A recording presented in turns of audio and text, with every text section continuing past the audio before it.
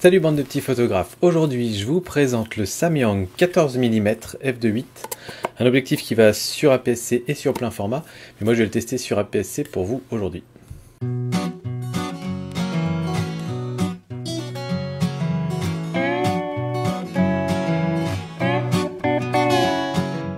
Alors c'est parti, on commence par les premières impressions. Alors une fois qu'on le déballe, il a déjà une forme un petit peu bizarre, c'est-à-dire que comme vous pouvez voir il est vachement plus large au niveau de la lentille qu'au niveau du barillet, mais c'est tout simplement qu'il est moins large au niveau du barillet qu'un objectif normal, donc c'est pas tellement un souci de place une fois qu'on le range, même s'il y a quand même le pare-soleil qui est complètement intégré, donc on peut pas enlever.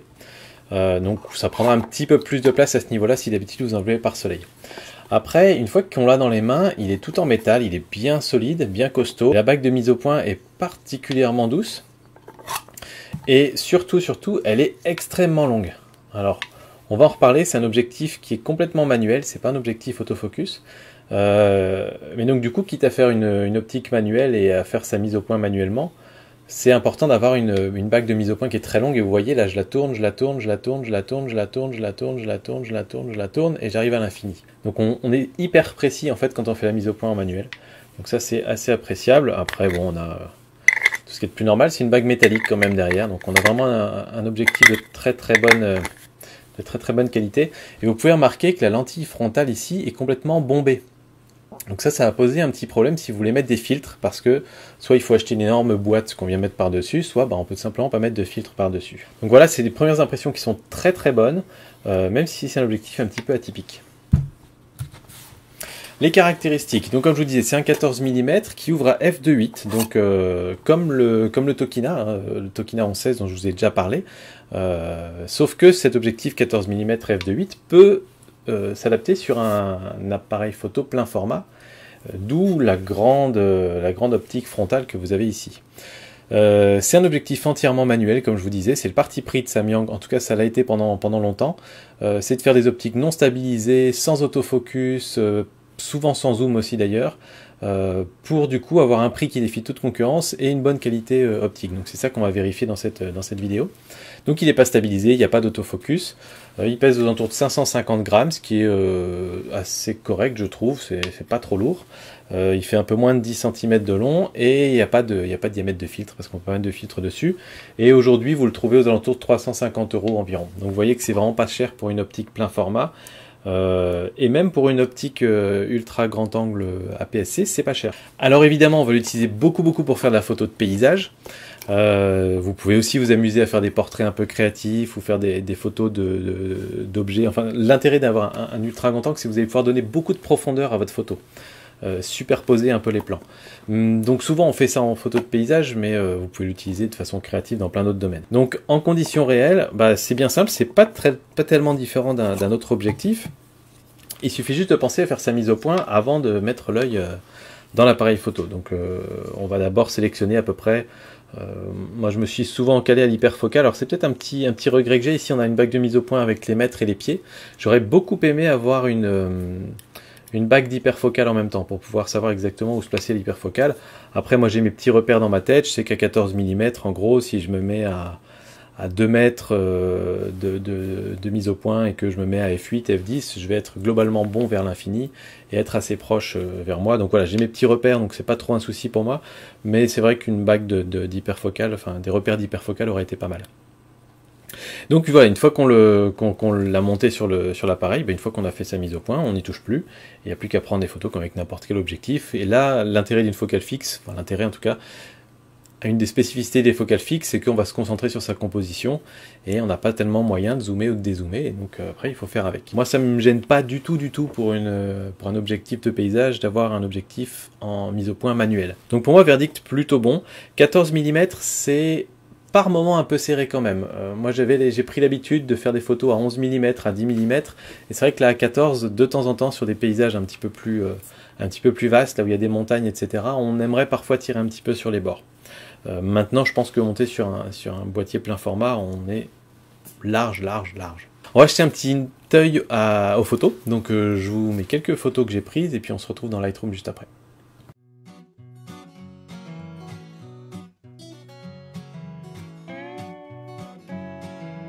Donc voilà, dans Lightroom, on a ici 4 photos que j'ai prises avec ce Samyang et je vais vous montrer 2-3 choses qui me paraissent intéressantes. La première chose qu'on va regarder, c'est le piqué. Donc si on regarde un petit peu au centre de l'image, on voit que le piqué est plutôt correct. Si on regarde ici, je vais prendre une autre photo. Donc là, je suis zoomé à 100% là, sur la photo. Sur cette photo-là, il est très très bon. On voit vraiment tous les détails des petites branches.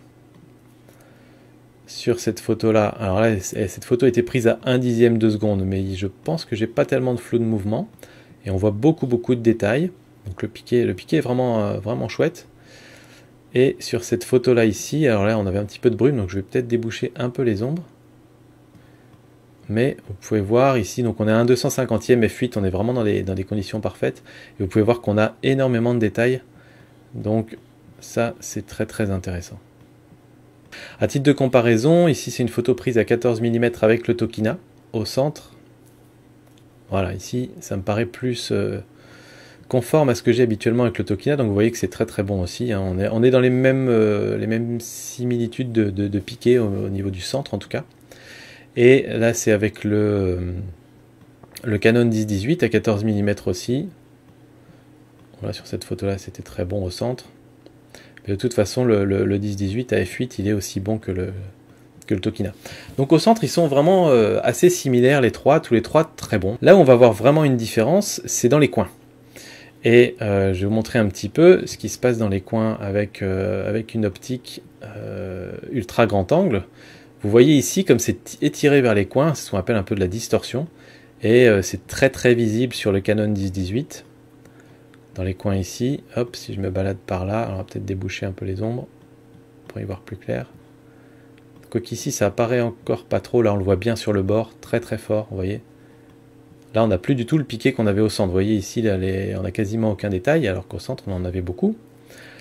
Et sur le Tokina, quand vous regardez dans un coin là-haut, vous voyez aussi que c'est très très flouté sur le coin. De l'autre côté c'est pareil. Et donc c'est ça moi qui me gêne beaucoup sur le Canon et sur le Tokina. Et ça fait des années que je cherche un autre objectif pour APS-C qui n'aurait pas ces problèmes de distorsion. Et quand on jette un œil au coin ici avec le Samyang, eh ben, il n'y a rien du tout. Il n'y a rien du tout, pas une distorsion ici. Alors les autres, on n'a pas ce coin-là, on va voir un petit peu. Là, il n'y a pas de problème. Les autres, c'est de l'eau, donc c'est pas intéressant. On va regarder sur une autre photo.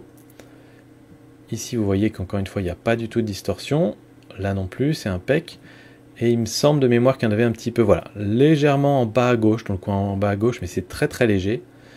Et donc du coup, on a vraiment une optique qui est impeccable. Niveau optique. Et ça va faire une grosse différence sur les photos. Parce que quelque part, moi, mes photos actuelles, soit je les recroppe beaucoup, soit j'ai vraiment tout le bord qui est vraiment pas net, quoi. Donc ça, pour moi, ça compte beaucoup et c'est vraiment très très très bon. Vous voyez ici sur le bord, chez Samyang. Et la dernière chose qu'on peut regarder vite fait, c'est les aberrations chromatiques. Et là, pareil, ici, on a quasiment rien. J'en vois pas, moi, personnellement, dans les arbres ici. Pour vous donner un petit exemple de comparaison, sur le Tokina, on voit ici les petits traits violets qui ressortent assez fortement. Et c'est encore plus fort sur le Canon. Là, ici, on voit vraiment clairement les bandes violettes, quoi. Voilà, donc là, on a vraiment une optique qui est très très intéressante. Donc si on compare à la concurrence, on va regarder un petit peu dans le détail. Le Tokina 1116 que je vous recommande habituellement, il est aux alentours de 480 € en ce moment. Il ouvre à 2.8 comme celui-là.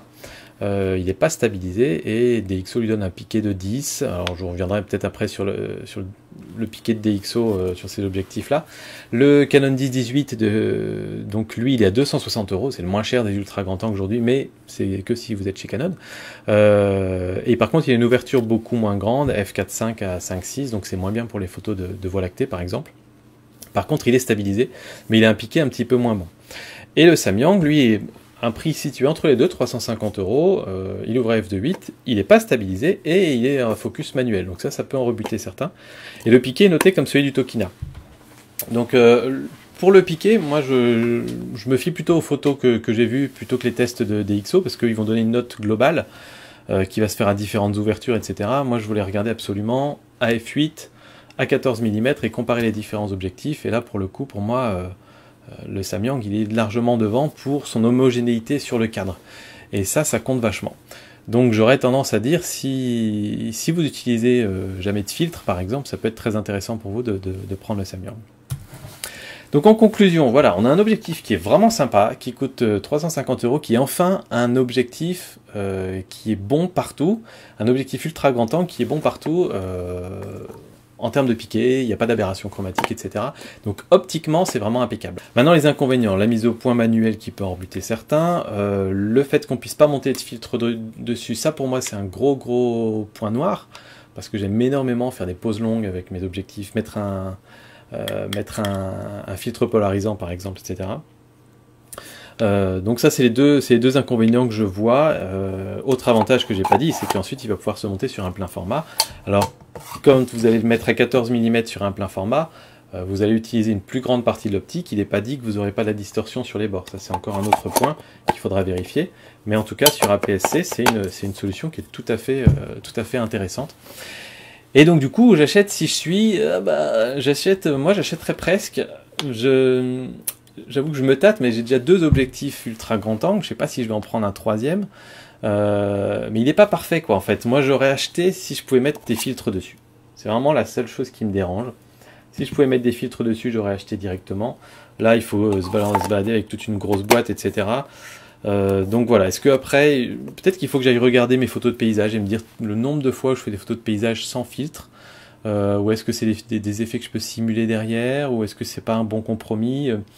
Je sais pas, je me tâte, voilà. Mais je pense que vous, si vous n'avez pas trop l'habitude d'utiliser des filtres, des polarisants, des poses longues, c'est pas trop votre truc, que vous aimez faire des photos de paysage, là vous allez avoir la qualité optique au top de ce qui se fait aujourd'hui. Et après, l'autre question qui se pose, c'est est-ce que 14 mm c'est suffisamment large? Moi je pense que ça m'irait dans la plupart des situations. Maintenant, c'est toujours la même chose. Si vous êtes juste sur un 18-55 aujourd'hui, que vous avez acheté le 14 mm, vous allez vous dire waouh, j'ai un angle beaucoup plus large. Et donc, vous allez vous habituer à ça. Mais du moment où vous êtes habitué à 10 ou 11 mm, 14, c'est coup-ci, coup-ça. Et du coup, il y a des situations où on se dit si jamais j'avais emmené mon objectif plus large, etc. Donc, peut-être, j'en sais rien. Peut-être que la solution, en fait, ce serait que je prenne celui-là et que je le couple avec le Canon 10-18 et que le Tokina 11-16, je le revende. Ce serait peut-être une solution éventuellement. Et du coup, dans toutes les situations où je suis pas vraiment bloqué par le paysage, je prendrais celui qui a la meilleure qualité optique. Et pour toutes les situations où je veux un angle vraiment très grand, je prendrais peut-être le petit Canon, vu qu'il est léger, ça ne me dérange pas de le trimballer avec. C'est peut-être la solution que je vais adopter. En tout cas, je vous tiendrai au courant. Et puis moi, dites-moi plutôt si cet objectif vous intéresse, si vous l'avez déjà testé. Et puis moi, en tout cas, je vous dis à très bientôt pour d'autres vidéos. Ciao tout le monde.